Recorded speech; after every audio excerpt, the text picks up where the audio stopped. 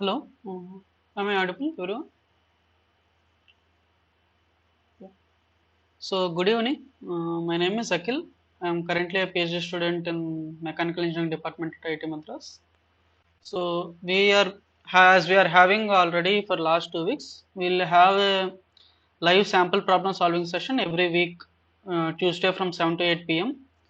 So, all these sessions will also be uploaded in YouTube channel, mostly in 1-2 days. So, this is the channel name. You can check it out. So I think we can begin the session. So today first question we have is on substitutional solid solution. So yeah. So I have given here four options regarding substitutional solid solution. Our job is to figure out which are true and which are false.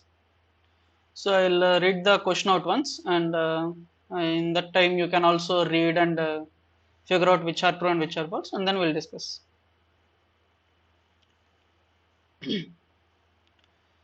So indicate which of the following are true or false regarding the substitutional solid solution. First option. The atomic radii of the two atom types should vary between plus or minus 15% only. Crystal structures should be different for both the atom types. The electronegativity should be as different as possible. And with all other factors taken equal, metal has more of a tendency to dissolve another metal of higher valency than to dissolve one of a lower valency. So I'll give you guys 1 or 2 minutes to think through this, and then we'll discuss.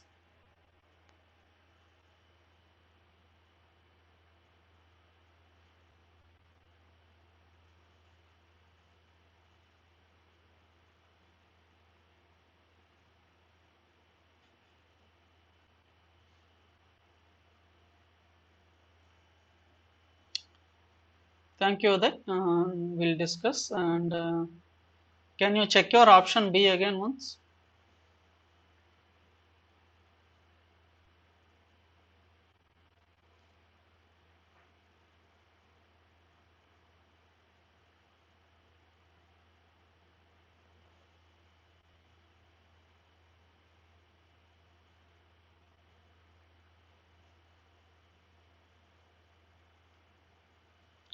I think now let's discuss.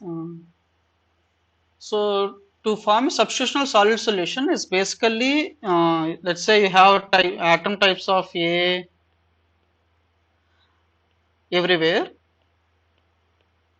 metal of A. Now, if you have type B metal as a substitute for metal A, so I'm not sure if this is clearly visible. I'll use a different color.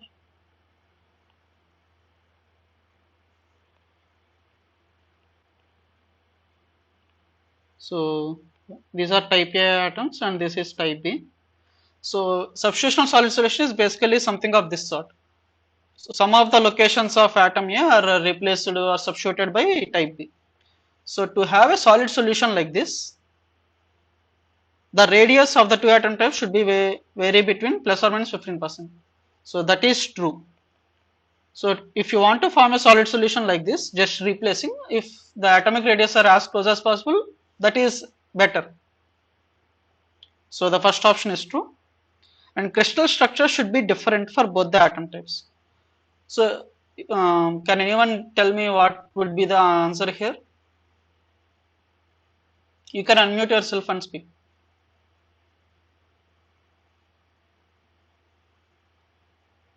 Why do you think it is false?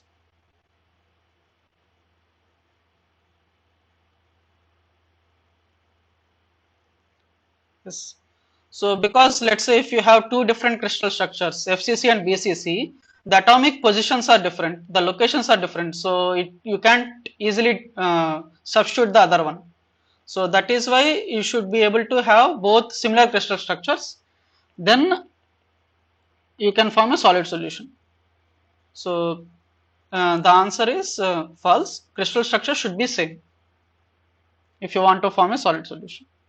So the third option, electronegativity should be as different as possible. So this is also false. The electronegativity should also be as close as possible.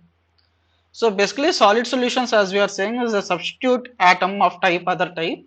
So if all the properties are as close as possible, then they'll make a very good substitutional solid solution. So with other factors being equal, metal has more of a tendency to dissolve another metal of higher valency than to dissolve one of a lower valency. So this is also true. For example, take copper nickel alloy.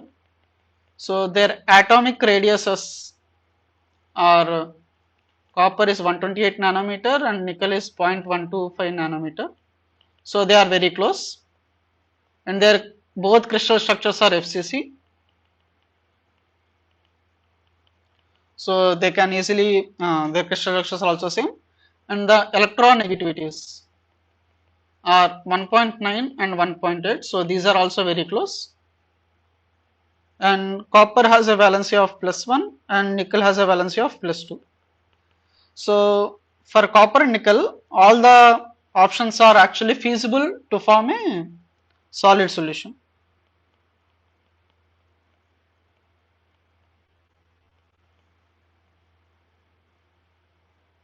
So is this clear?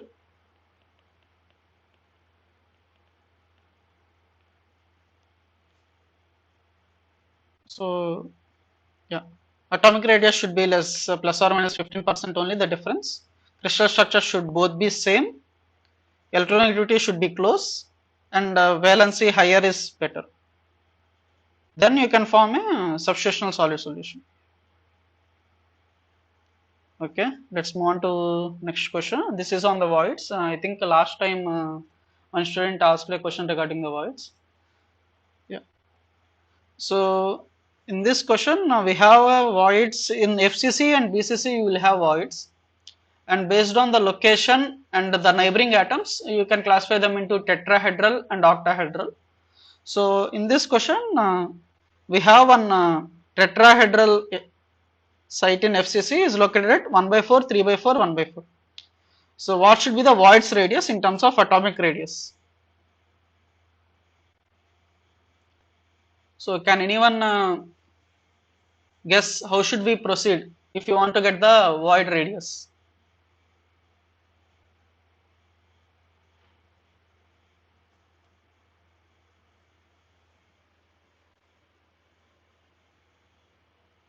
Okay, think about it.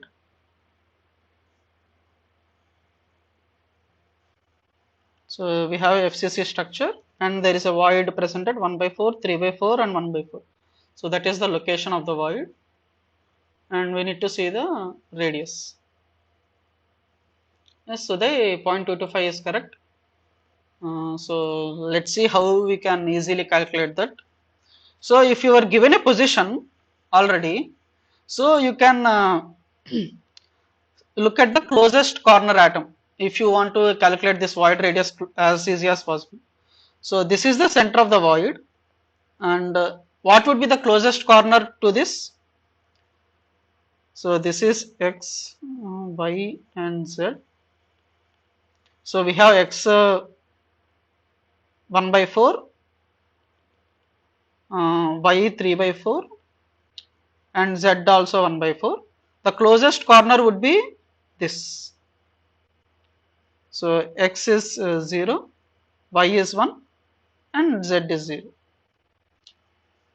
Now if you draw a line between this void and the corner atom,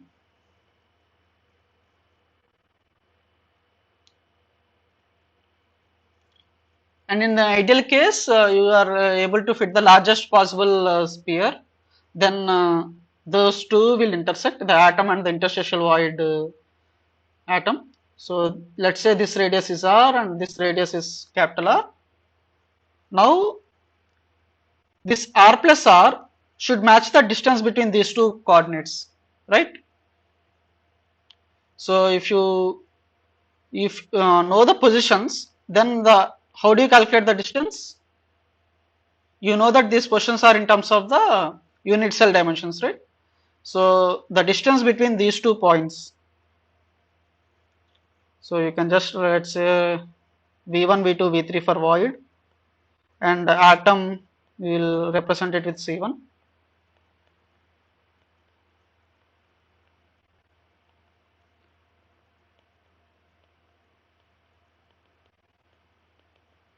So the distance should be equal to the sum of the radius.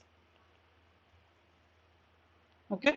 So in this case, V1 would be 1 by 4 minus C1 0. So 1 by 4 into A whole square plus 1 by 4 into A whole square plus 1 by 4 into A whole square. So what would this give? Root 3 into 1 by 4A. But in an FCC, we know the relation between unit cell and the atomic radius. What is the relation? Right? So if you substitute that, this would become root 3 by 4 into 2 root 2 into r equal to r plus r. So which implies root over 3 by 2 minus 1 into r. So this is approximately, as Uday pointed out, 0.225 r. So is this clear? If you know the location of the void, how can you estimate it in FCC? So what are the other void locations possible? So this is actually in a, if you draw a diagonal in an FCC structure, so this tetrahedral void, these two are corner atoms. We have an octahedral void at the center,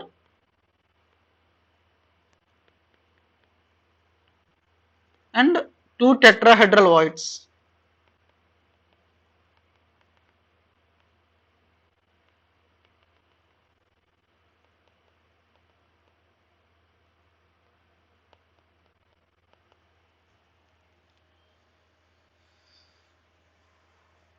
So is there any other void possible in FCC? This is in the diagonal.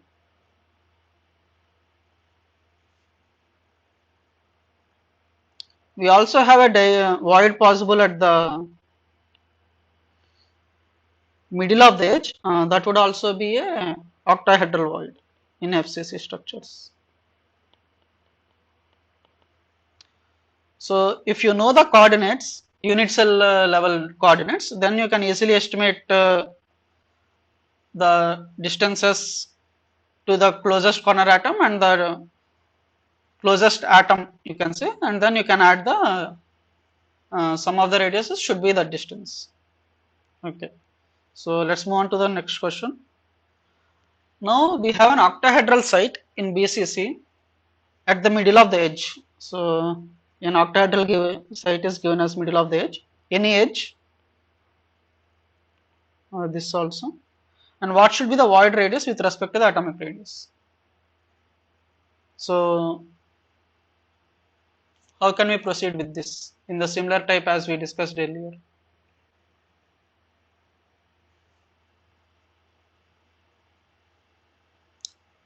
Because we know it as middle of the edge, can we write one of the coordinates for one of the void? Yes? Yes, Suresh?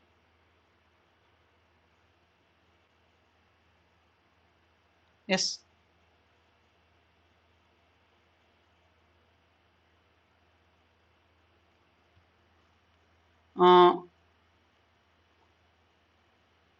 Okay. So okay. So okay, let's take a simple cubic system. Okay.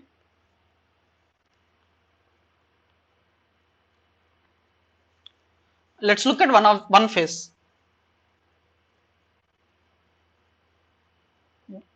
Uh,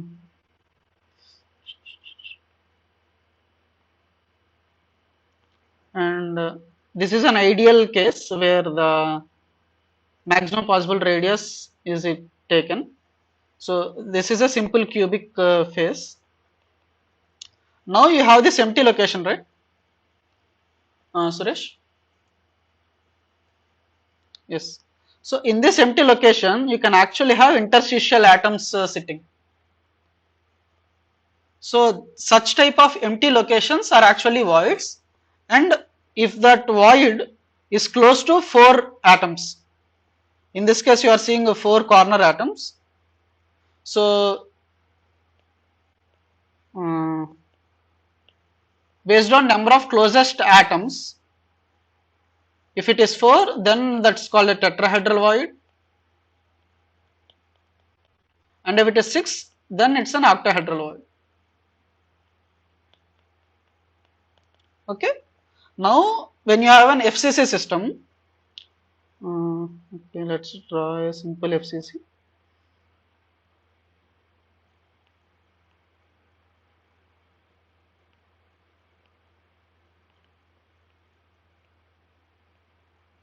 So we know that all 4. Yes, continue. Yes. No, this is a simple cubic.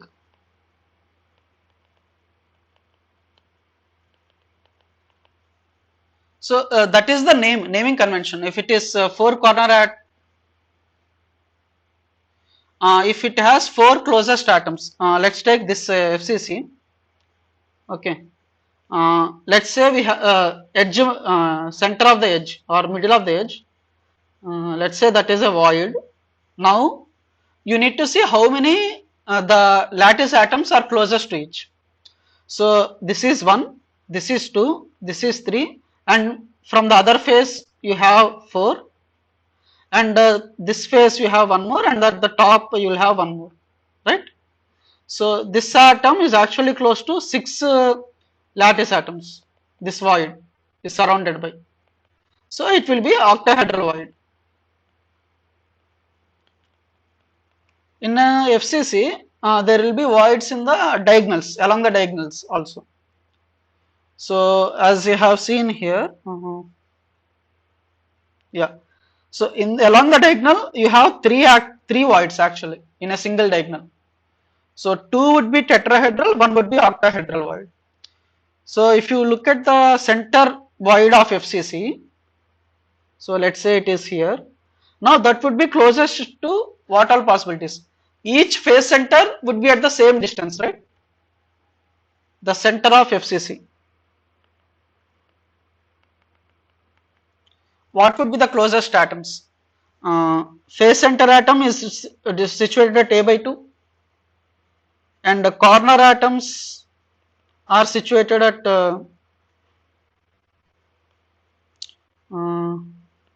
so the diagonal is root 3a and by 2. Is that true? So we have the closest atoms are all the face center atoms at equidistance. So there are 6 face center atoms. So it would be an octahedral void. Okay. Yeah.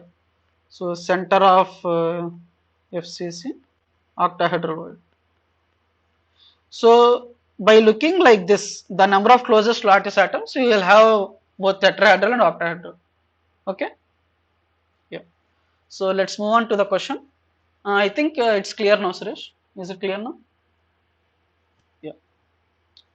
So now we have an octahedral site. Ajay, yes.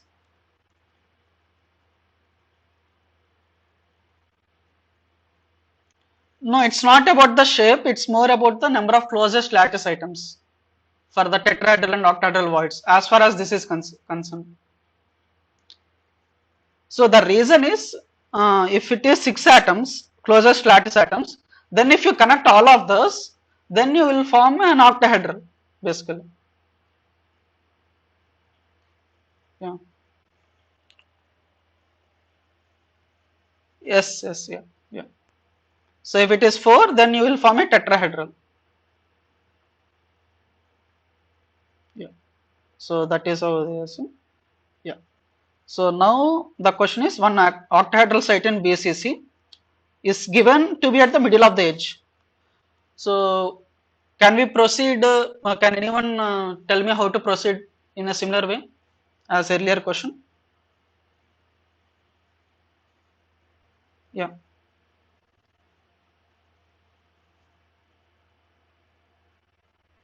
Yes, 3D diagonal. This is a 3D diagonal. In the 2D diagonal, let me see. So in the 2D diagonal, actually face center doesn't have voids on the face if you draw, because in face centered,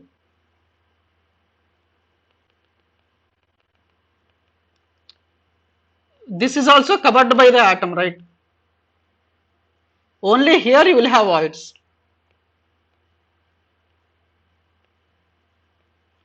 Okay. On the edges of the face there will be voids, not in the center of the face. Yeah, yeah, yeah. No, no, no, no. Because let's say one corner, second corner, one face, and there would be one face here, one face behind, and there would be one face here. So it would be an octahedral void. Yeah. So, yeah. Are there any other doubts in this? Okay. So can anyone tell me how can we proceed here for this question? We have middle of the edge, one octahedral void. So what should be the void's radius with respect to the atomic radius? This is a BCC. So can anyone tell me the coordinates of one of the void? How can we write?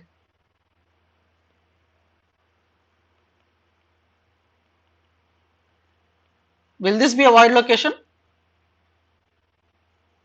Because it's already clearly given, it's middle of the edge. So let's take this as the x and y and z of the unit cell. So if you are looking at this void, then the coordinates for that would be 1 by 2, 0 and 0. And the closest corner, closest atom could be either this or this. So let's say we take this, then this is void and the atom's coordinates would be 1, 0, 0, right? So if we do the distance between these two, so 1 by 2 minus 1 whole square plus 0 whole square plus 0 whole square, this should be sum of the radiuses, right? So this into unit cell A, so this would be A by 2 should be R plus R. But what is A for BCC? 4R by root 3, as we have covered earlier videos. So 4R by root 3 by 2 equal to R plus R. So R is equal to 2 by root 3 minus 1 into R. So the answer is 0.155 R. So is this clear now? In assignment you have similar questions but different, and then you can, I think, work out for them now if you know this, how to do this. Is this clear now? Will you be able to do for any void?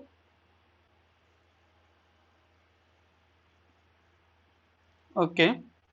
So let's, I think we can move on to the next question. Yeah. So what should be the magnitude of the Schmidt factor for a BCC single crystal oriented with its 0, 1, 0 direction parallel to the loading axis? So now this question is regarding the slip systems and the slip planes. So I'll give you guys 1 minute to think about this question and then we'll proceed.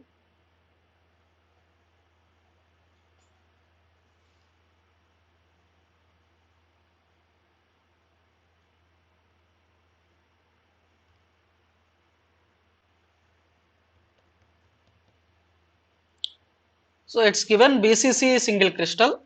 So what are the slip planes for a BCC? And the slip directions or vectors? And in which direction actually slip is preferred? So for any crystal structure,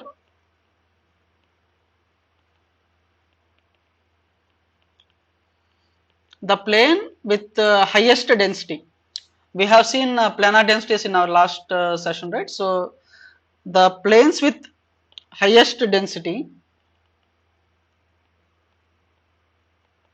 and directions with highest linear density.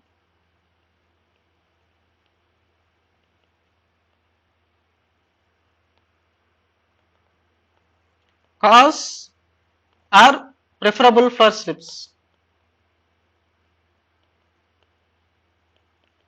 So in the case of BCC, the slip plane, the highest planar density slip plane, what would that be?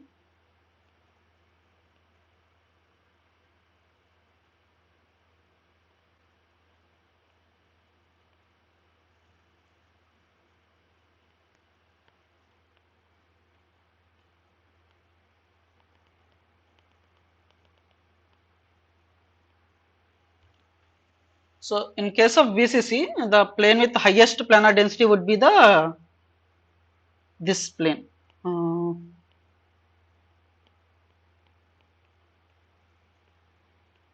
One of the diagonal planes. So this would be root 2a, yeah. So this is the plane for the slip. So this family of planes we can denote as 1, 0, 0. And the direction would be, so it is a BCC system. So the vector with the highest linear density would be diagonals, right? So if for this diagonal, what would be the vector notation? If for the diagonal, if you write, it's 1 bar 1, because it's pointed towards negative x. This is positive x, y is z. So 1 bar, x and y are positive. So yeah. So this family of vectors and this family of planes are the preferable planes in a BCC structure. So to get this Schmidt factor, direction of loading is given. So the angle,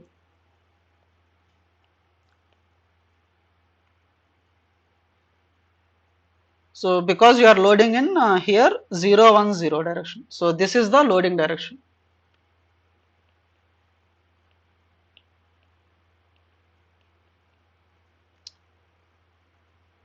So this angle would be, let's see the notation. So this is denoted as lambda, and you have this normal to the plane, and that angle and the loading direction angle, that would be phi. So the product of this of cos lambda cos phi, that is the Schmidt factor.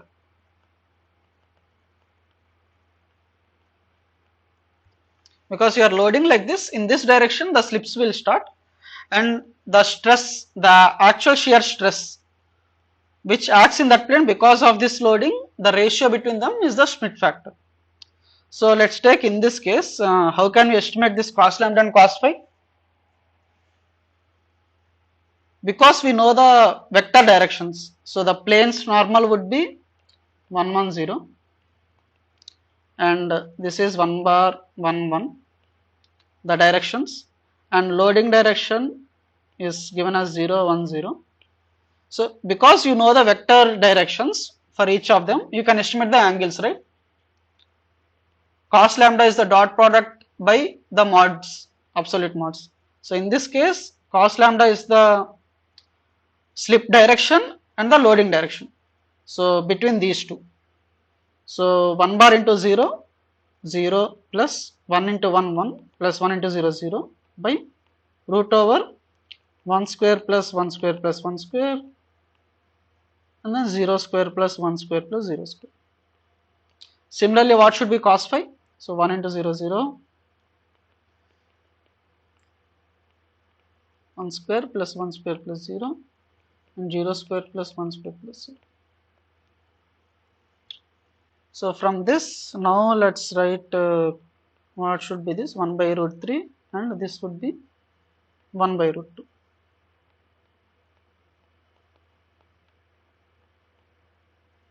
So the answer would be how much? 0.408. So is this clear now?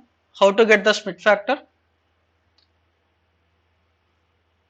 So this basically tells you, let's say you are applying sigma in the loading direction, basically in this case 0 1 0 direction, and there is a shear stress, resolved shear stress in the slip plane, corresponding slip direction. So that is related to this loading stress, tensile stress in this way.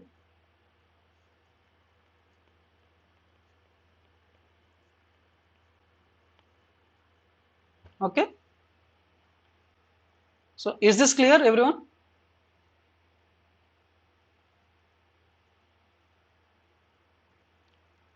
Okay, I think it's, I hope it's clear. So the next question is based on this only. For the above case, what is the value of resolved shear stress when a tensile stress of 52 MPa is applied? So it's given sigma as 52 MPa. So what should be the resolved shear stress? Tau resolved. So as we have seen, 52 into Schmidt factor. So 52 into 0.408, which will be,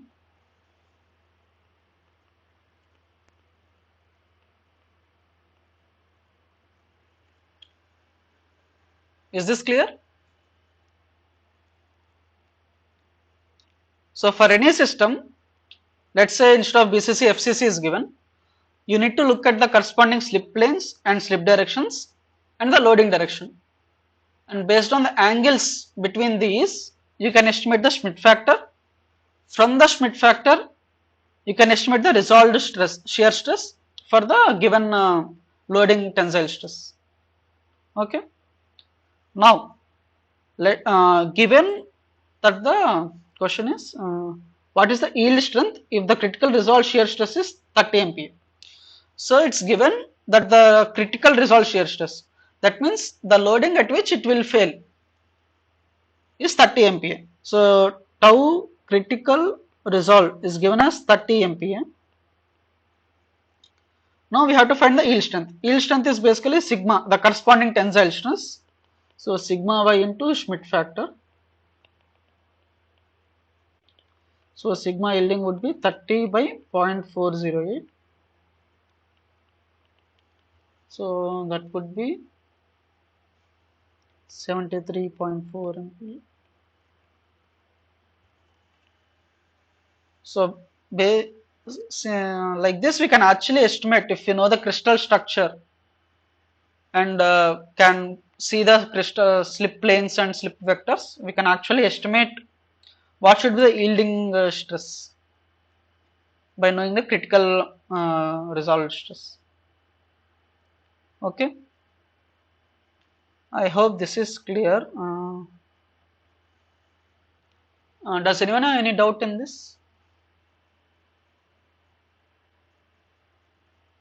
Okay, I think it's clear. We'll move on to the next question now. Yeah. So steel with average grain size of 0.05 mm and 0.088 mm have yield strengths of 135 MPa and 260 MPa. Now what should be the yield strength if the grain size is refined to 0.0148 mm? So can anyone tell me what am I talking about here? What is this question about? And how the grain sizes and the yield strength are related?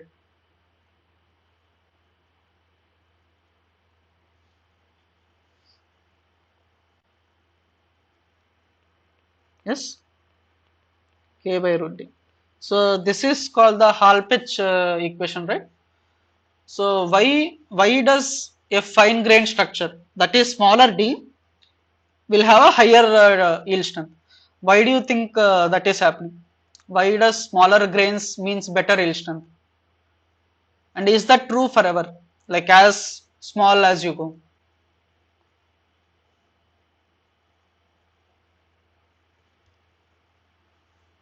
Okay, let's see. Let's say you have two different grains. Okay, and in this they are arranged like this, and in this it's arranged like this. The crystal structure this is a polycrystal material with the different grains. Now let's say the slip is propagating this way. So when it comes in contact with the grain boundary, if you have a single crystal, it would just pass through. But because this is a multi-grain material, it won't be able to just shift its slip direction that easily. So because of that, if you have more grains, you will have better yield strength. So if how will you have more grains? By having a smaller grain sizes. So if you have smaller grain size, the better yield strength. But this is not true as you keep on going reducing the grain sizes. If you make them much smaller, this actually starts doing opposite, and then those materials might not be actually crystalline in nature.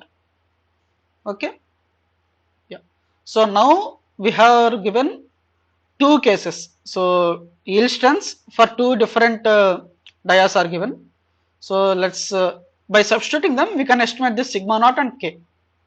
So let's see case 1, we have 135 MPa is equal to sigma naught plus k by 0.05, equation 1, and in the second one 260 is equal to sigma naught plus k by what is the second dia, 0.008.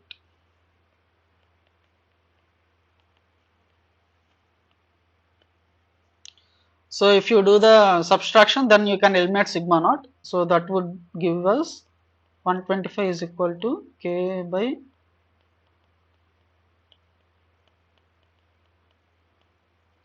so if you do the calculations, then you would get k as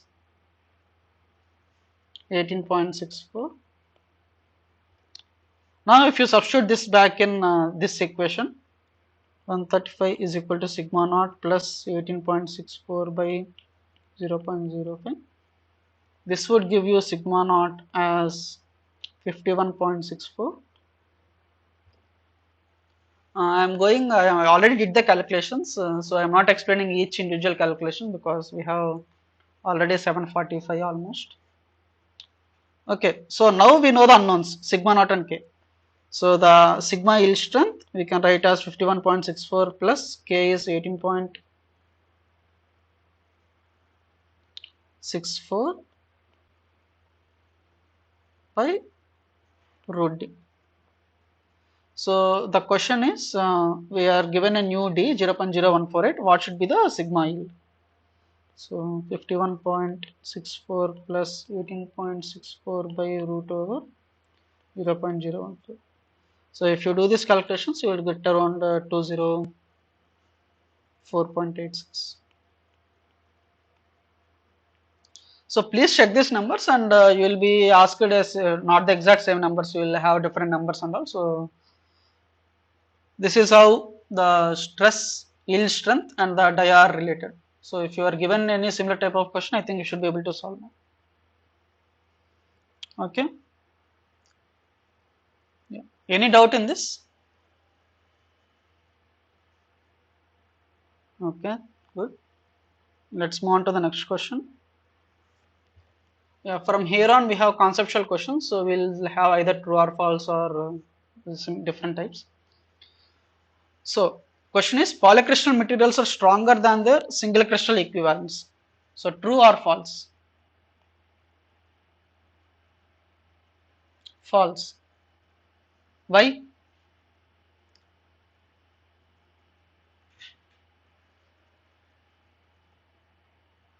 Yes. But because of the slip systems, they're actually much more easy to plastic deformations than a polycrystal material, which will have this because of the grains, boundaries, and all. The slips would be, what do you say, not easy to initiate, or even if they are initiated, they stop at the boundaries.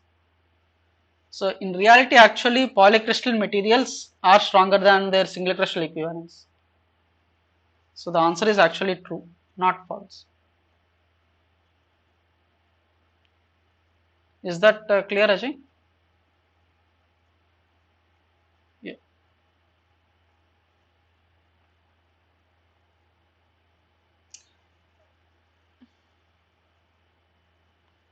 Yes, yes, yes.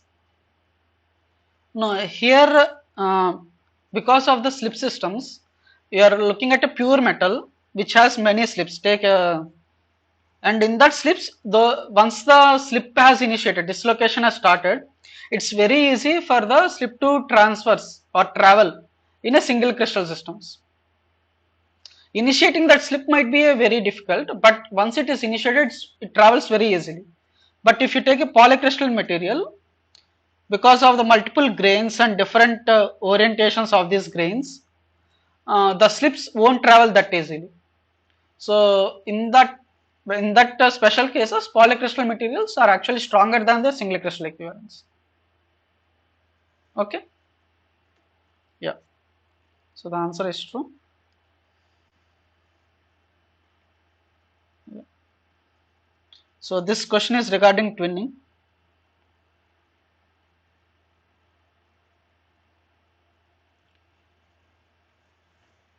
Yeah. So the question is, which of the following are true regarding twinning? Twinning occurs on different crystallographic definite crystallographic plane and in a specific direction. In twinning, crystallographic reorientations doesn't happen similar to slip.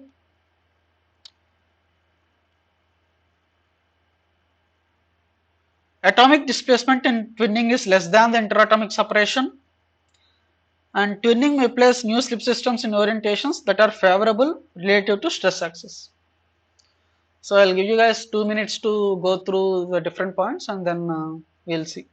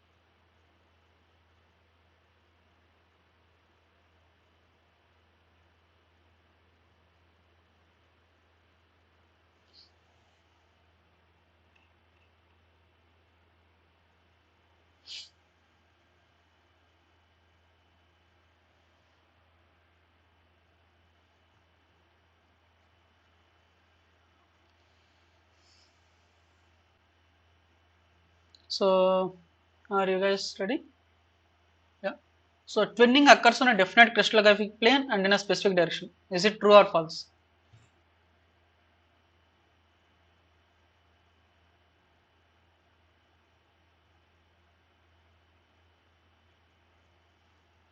So what exactly is twinning actually?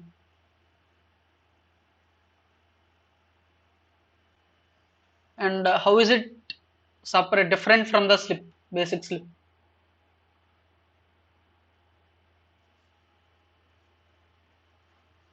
So in slips, we actually have atoms.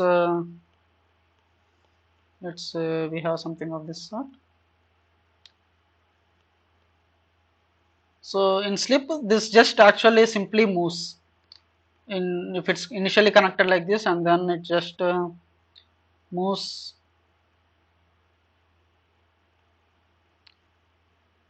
So with the changes in the connections, or you can slip between the planes. But in twinning, what happens is, so let's say you have this kind of system. So you will have these slip planes happening about which the atoms are actually mirror. So this is the plane, twinning plane. So in this, this is the plane of slip. So it's actually atoms are just sliding. But here in this twinning, the atoms actually make a mirror kind of thing with respect to the plane, twin plane. So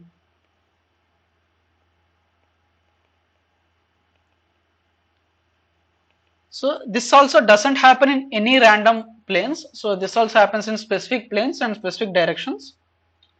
So twin occurs in specific definite crystallographic plane and specific directions only.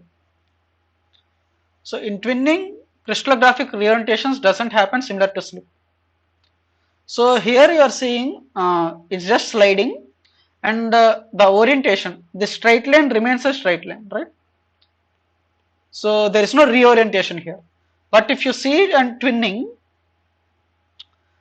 in this side the crystal is like this, but in this side the crystal is like this. So you see reorientations happen in twinning. So this is actually false. So in slip there won't be any reorientations, but in twinning there will be reorientations.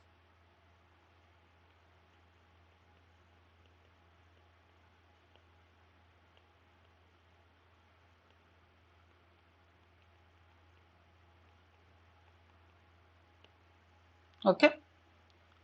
So atomic displacement in twinning is less than interatomic separation. So this is one more component. So in slips, each slip is actually the same as the atomic distance A.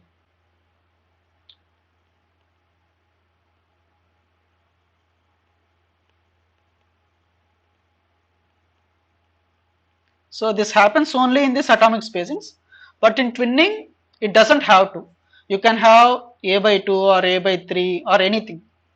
It doesn't have to be exact A. So displacement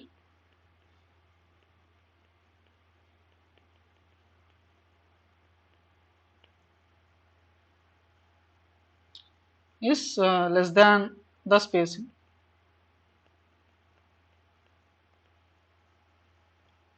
So this is true. Now twinning may place new slip systems in orientations that are favorable related to stress axis. So because twinning can have reorientations, so it is possible for this new reoriented systems to be parallel to the stress axis. In slip systems there is no reorientation, so even if you apply the load it stays same, but in twinning the reorientations happen and it might become much easier for the new slips to be in the axis of stress, so it might fail much easier, it might have plastic yielding much easier.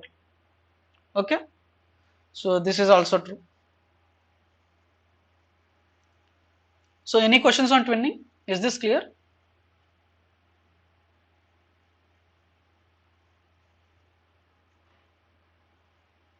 Okay, so let's move on to the next question.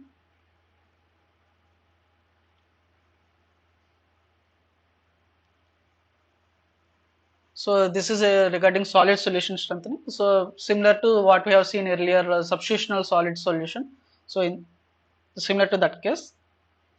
So which of the following statements are true regarding solid solution strengthening? High purity metals are almost always softer and weaker than alloys. Is it true or false? And an impurity atom that is smaller than a host atom exerts compressive strains on the surrounding crystal lattice. Resistance to slip is greater when impurity atoms are present. Okay, I'll give you guys 1-2 minutes to think about this and then we'll discuss.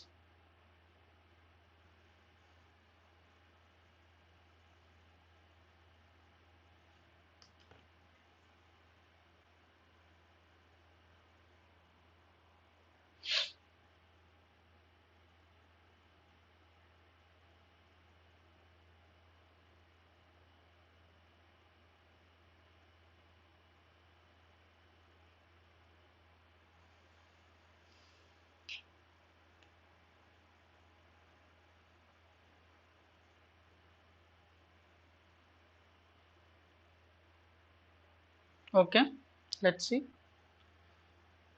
Yeah, so the first option is high purity metals are almost always softer and weaker than alloys. Is it true or false? Anyone?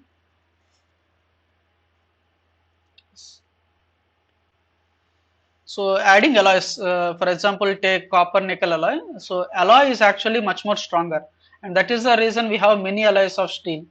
And pure steel is actually very ductile or weak. You can say softer. So yeah, first answer is true. Second option is an impurity that is smaller than a host atom exerts compressive strains on the surrounding crystal lattice. True or false? Anyone? Why?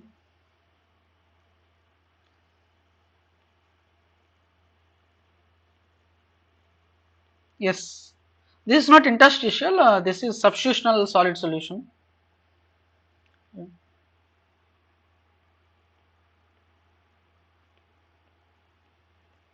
Yes. So here it is smaller and compressive.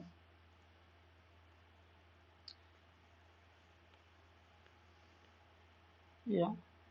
So if it is smaller and it is bigger. So if it is smaller, it would actually put tensile. So smaller impurity will give tensile on the surroundings. Larger impurity, compressive strength. So this is false. Okay, it's the opposite actually. That is true. Okay. Now the third option is resistance to slip is greater when impurity atoms are present. So true or false? So similar to this case, we have these impurity atoms. Now the resistance to slip will be better or bad?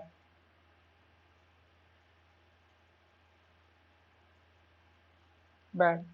Okay. But the answer is actually this is true. So if you have these impurities, what actually happens is when the slip comes here, the slips might get stopped here. They might not move forward because of the presence of these impurities. So the resistance to slip is actually better because of the presence of these impurities. Okay. Yeah. Yeah. Yeah. Okay. So the option is true. So let me go through this again. So high purity metals will always be bad compared to alloys, and that's the main reason we have so many alloys. And an impurity atom that is smaller will actually put tensile stress, and a larger will create compressive strains. And resistance to slip is greater when impurities are present. So because of the impurities, the slips might actually stop or lock, and it might join with that location. So resistance to slip is actually greater when impurity atoms are present. Okay. Yeah. So that is it for today. I hope everything is clear. This video I'll upload in the channel mostly today or tomorrow. Mostly we'll see it tomorrow. And I hope your assignments are going well. These sessions are actually useful. Can any of you tell if they are actually useful or not for your assignments? Yes, yes, Suresh.